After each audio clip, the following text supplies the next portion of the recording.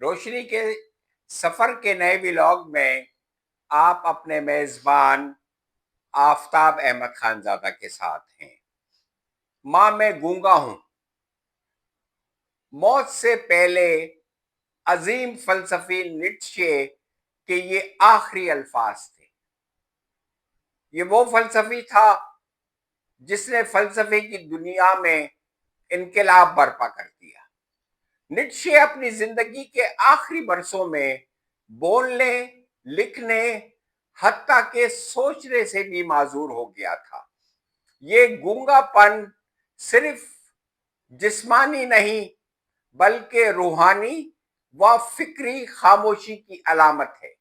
وہ فلسفی جو ساری زندگی انسان کی آواز بننے کی کوشش کرتا رہا، آخر میں خاموشی کا قیدی بن گیا۔ وہ کہتا تھا جو ہمیں نہیں مارتا وہ ہمیں مضبوط بناتا ہے۔ جس کے پاس جینے کی وجہ ہے وہ تقریباً ہر طرح سے برداشت کر سکتا ہے۔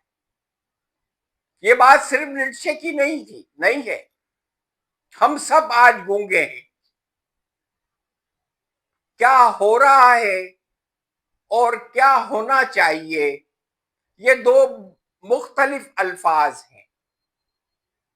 پہلے تو ہم یہ دیکھتے ہیں اپنے آپ کو کہ ہمارے ساتھ کیا ہو رہا ہے۔ آپ بتائیے کہ کون سی ایسی ناانصافی جس کا وجود دنیا میں ہے وہ ہمارے ساتھ نہیں ہو رہی؟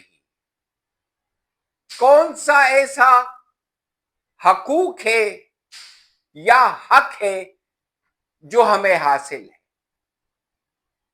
کون سی ایسی غربت، ضلالت یا گندگی ہے دنیا میں وجود رکھتی ہے جو ہماری زندگی میں جس کا وجود نہ ہو؟ ہماری بستیاں، ہمارے محلے، ہماری گلیاں، ہمارے سڑکیں سب گندگیوں سے بھری ہوئی ہیں۔ ہمارے ہاسپٹل، ہمارے اسپتال، ہمارے آفیسز، اداروں کے آفیسز سب گندگیوں سے بھرے ہوئے ہیں۔ آپ ہی مجھے بتا دیجئے چلیں کہ آپ کا کون سا جائز ایسا کام ہے جو بغیر سفارش یا پیسوں کے ہوتا ہو؟ ایک کام بتا دیجئے۔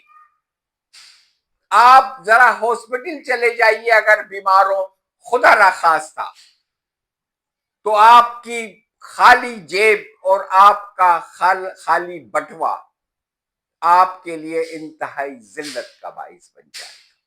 اگر آپ آفس جائیں گے تو اس قدر ضلالت آپ کو سہنی پڑے گی یا پڑتی ہے جس کا کبھی آپ نے خواب میں بھی تصور نہیں کیا تھا۔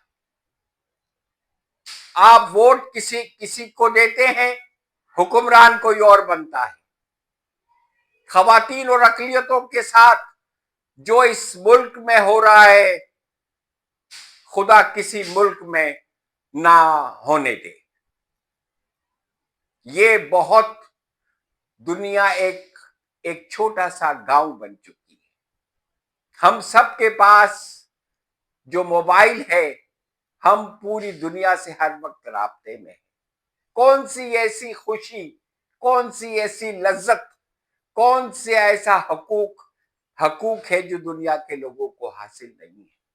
ان کی زندگیاں، ان کے محلے، ان کی سڑکیں کتنی خوبصورت ہیں کہ جس کی حد نہیں ہے۔ ہم سب اس چھوٹی سی دنیا میں روز ایک دوسرے کو دیکھتے ہیں، لیکن دوسری طرف کون سی ایسی گندگی، ضلالت ہے جو ہماری زندگی میں نہیں ہے؟ اب ہم دوسرے الفاظ کی طرف آتے ہیں کہ کیا ہونا چاہیے۔ یہ ملک ہمارا ہے، ظاہر سی بات ہے ہم اس ملک کے مالک ہیں۔ جب ہم اس ملک کے مالک ہیں تو اس ملک میں سب کچھ ہماری مرضی کے مطابق ہونا چاہیے۔ تمام حقوق چند لوگوں کی بجائے ہمیں حاصل ہونے چاہیے، تمام آزادیاں ہمیں حاصل ہونی چاہیے۔ तमाम खुशियां, तमाम रोजगार हमें हासिल होने चाहिए, तमाम अशियाए जरूरत हमारी पहुंच में होनी चाहिए। तालीम जो तबकाती कर दी गई है इस मुल्क में, जितने आला नौकरियों के एग्जाम हैं वो मखसूस लोगों तक मखसूस कर दिए गए हैं। इसलिए जाहिर सी बात है वो इंग्लिश स्कूल में पढ़ते हैं, आला तरीन स्कूल और कॉलेजों में, यूनिवर्सिटी में पढ़ते हैं, तो वही एग्जाम पास करेंगे। आप और मैं कैसे सकेंगे? हमारे नसीब में सिर्फ चपरासी की नौकरी के अलावा कुछ नहीं है। वो भी अगर मिल जाए तो होना ये चाहिए कि हर चीज हमारे इख्तियार में हो और हमारे लिए हो। जमहूरियत के मायने यही है, अवाम के जरिए अवाम के लिए। तो जनाब, कौन सी जमहूरियत, कैसी जमहूरियत? कौन सी ऐसी करप्शन, लूट मार हमारे हुक्मरान नहीं कर रहे जो किताबों में या दुनिया में किसी जमाने में पाई जाती थी? हर लूट मार में उनका हिस्सा है, हर चीज में उनका हिस्सा है, फिर भी हम खामोश हैं। तो हमें अपनी माओ से यही कहना चाहिए कि मां, हम गूंगे हैं। एथेंस का अजीम फलसफी सेनेका कहता है, कोई भी शख्स अपनी जायदाद का 1 इंच भी नहीं छोड़ेगा, फिर भी हम आसानी से दूसरों को अपनी जिंदगी पर कब्जा करने देते हैं, और इससे भी बदतर हम अक्सर उन लोगों के लिए रास्ता हमवार करते हैं जो इसी पे कब्जा कर लेते हैं।